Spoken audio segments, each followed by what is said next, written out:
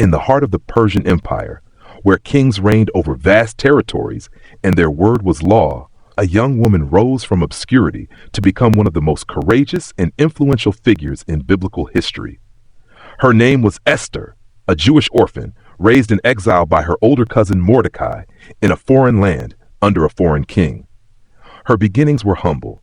She had no royal blood, no political power, but her story would echo through the ages as one of divine purpose, bravery, and deliverance. The reign of King Xerxes, ruler of Persia, was marked by opulence and dominance. To show his power, he held a lavish festival, a banquet that lasted over 6 months. At the climax of the celebration, he called for his queen, Vashti, to display her beauty before the gathered nobles. But Vashti refused.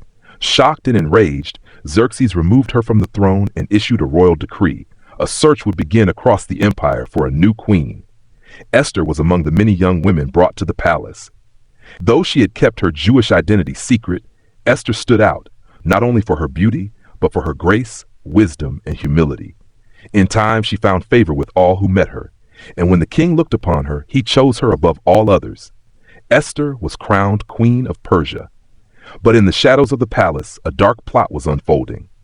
A powerful noble named Haman had risen to the highest ranks of government.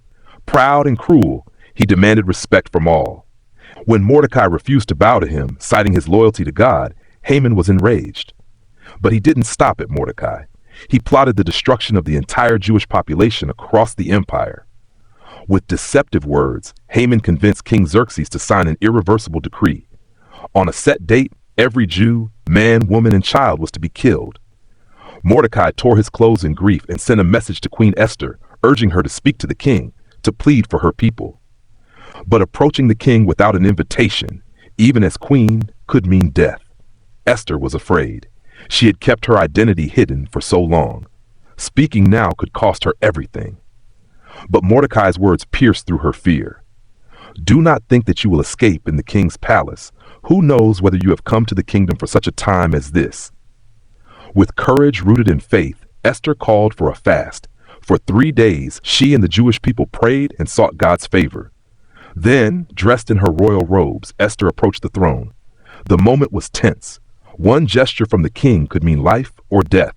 And then, King Xerxes extended his golden scepter.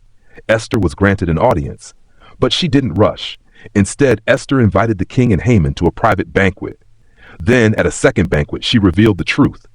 I am a Jew, she said, and my people have been sold to be destroyed. Shocked and furious, the king stepped away. Haman, realizing his fate, begged Esther for mercy, falling at her feet. When the king returned and saw this, his rage only grew. Haman was executed on the very gallows he had built for Mordecai. But the decree could not be undone. So the king issued a new one. The Jews were allowed to defend themselves on the day of the attack, and defend themselves they did. Across the empire, the Jews were victorious. Mordecai was elevated to power, and Esther remained a beloved queen. What was meant to be a day of annihilation became a day of triumph. To this day, the Jewish people celebrate Purim, a festival of joy, remembering the woman who risked everything for her people. Esther wasn't a warrior. She wasn't a prophet. She was an ordinary woman placed in an extraordinary position. And when the time came, she didn't run. She rose. Esther's story reminds us that courage is not the absence of fear, but the choice to act in spite of it. And that sometimes the fate of many can rest on the faith of one.